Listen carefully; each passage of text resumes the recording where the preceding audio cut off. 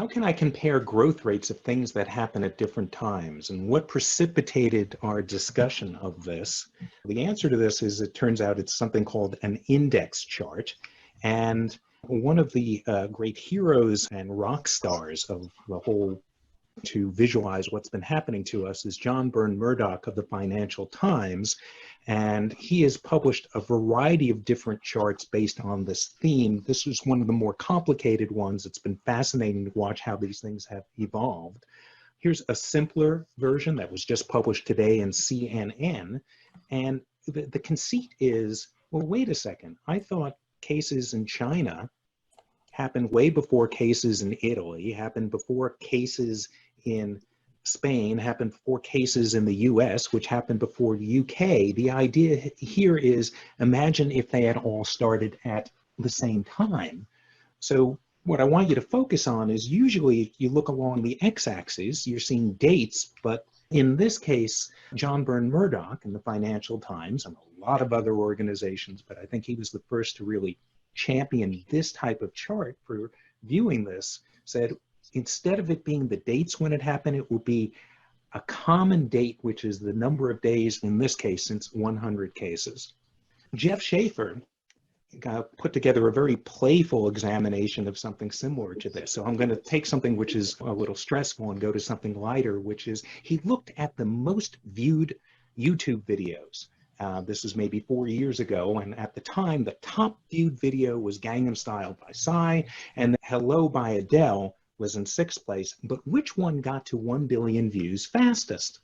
So Jeff started by plotting the data, and these are daily views of these things, but what we want to know is we need to do a running sum of them. We need to do a cumulative count of these things. So instead of each day individually, he's adding one day to the next day to the following day.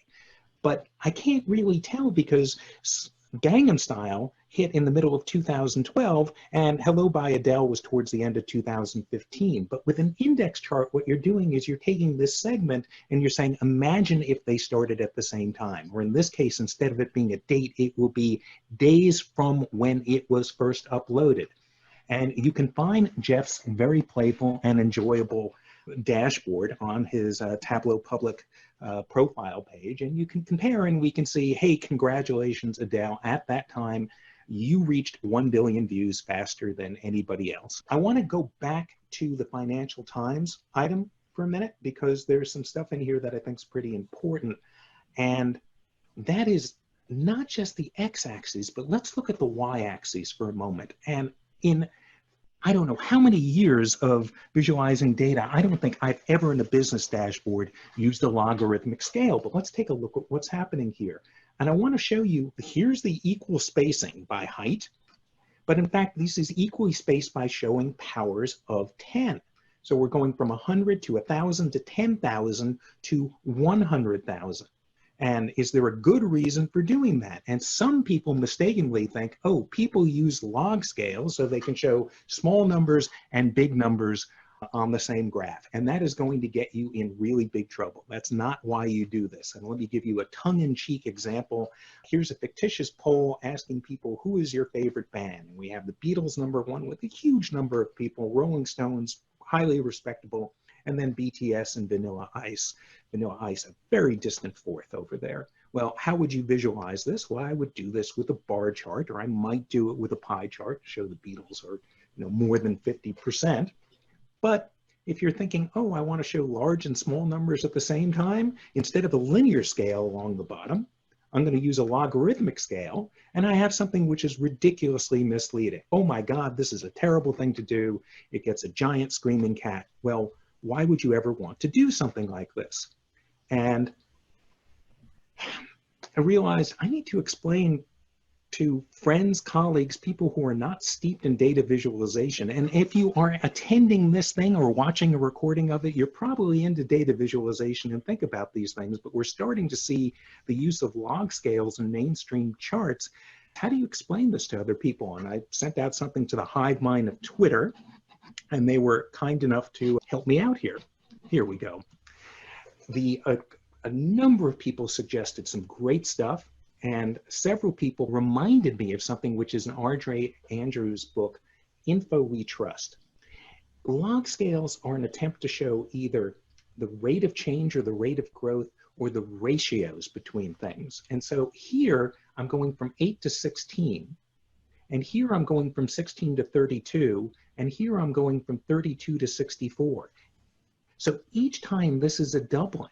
So a log scale is showing how fast are these things doubling in this case. So this is only going up in single increments, but the actual values are doubling and doubling. And that gets me to this example. This is so counterintuitive, but if you take a penny and double it the next day, then take the 2 pennies and double that, and you have 4 cents. Within 30 days, you have over $5 million. That is doubling once daily. So you can see that the increase from the previous day is 100%. So I want to try to demonstrate, well, how do you explain that to somebody, and why are log scales so useful? So here I am in Tableau, and I've doubled this, and I've gone from nothing, and it's like nothing, nothing, nothing, nothing, nothing, nothing, nothing, and then suddenly it's shooting up. Well, how can that be? So let me try to explain what's going on here, and I'm going to use RJ's approach to this. I'm going to start with 1 penny on the first day. And then I've taken that 1 penny and I've doubled it, and now I have 2 pennies. Now I'm going to take the 2 pennies and I'm going to double it, and I've got 4 pennies. Take the 4 pennies and double it, I've got 8. Take the 8, double it, I've got 16. Take the 16 and double it, I've got 32. I have just run out of room over on my axes over here. So let me squish everything down, start over, keep doing this, running out of room. And eventually, when I get up to 30 days, I can see, oh my gosh, I've got over $5 million. And how did that happen? The problem is there's incredibly important activity that's simmering over here, but I can't see it because I just can't see these things on the same scale. So in fact, what I want to show, this thing is doubling equally every day. Every day it's going up by 1 doubling. So instead of showing this on a linear scale, I'm going to change the axes and put this on a logarithmic scale. And I can see, wait a minute, so that thing which was that swooping thing is now just a completely straight line. But if I look over here on the left, I can see I'm going from a penny to 10 cents to $1 to $10, etc.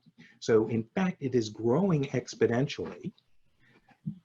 But what I'm trying to capture here is the rate of change and the consistency of it doubling. Well, let me show you why we're starting to see these logarithmic scales and the notion of flattening the curve. I'm going to show you 2 different scenarios, one where I'm doubling on a daily basis, and the other where, well, I don't know how fast it's growing. And let me show you what these things look like. And gee, just looking at this thing, I can't tell what's going on here. This is on a linear scale. Am I growing really slowly?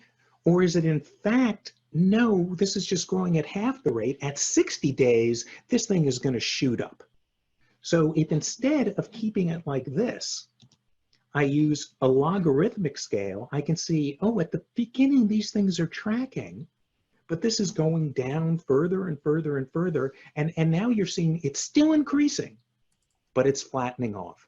This first line is acting as almost a reference line. I can see if it were doubling on a daily basis, it would be on the straight line. But in fact, it's starting to flatten. And that is what John Byrne-Murdoch ended up adding. He started putting in these brilliant, hey, this would show the trajectory of cases we're doubling every day, every 2 days, every 3 days. And you can see where we are and how things are working with that. I do want to look at this curve for a minute. Here we're tracking sales, let's imagine. And most people who are trying to show, look how good sales are, don't want to show it flattening. So I want you to be aware of a graphic that might mislead you.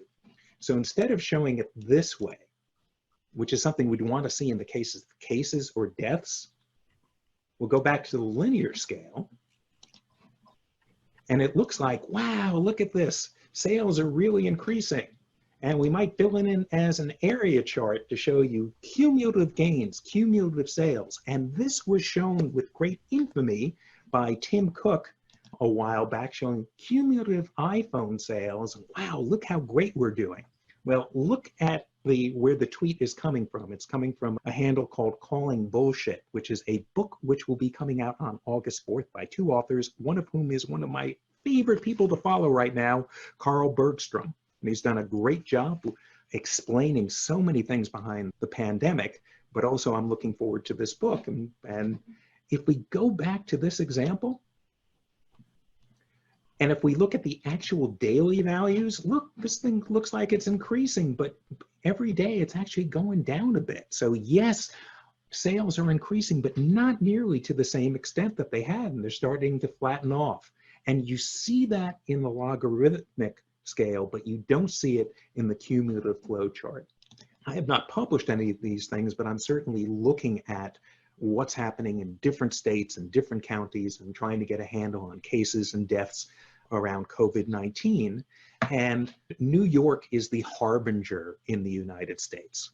And if you don't have this on a logarithmic scale, which I do over here, it's just really hard to see anything because New York is so far ahead and all these things get squished down. So that's, you know, the reason for the logarithmic scale becoming mainstream. And I'm going to continue to try to come up with ways to get people to understand it and why it is so effective. And so that's my take on log scales.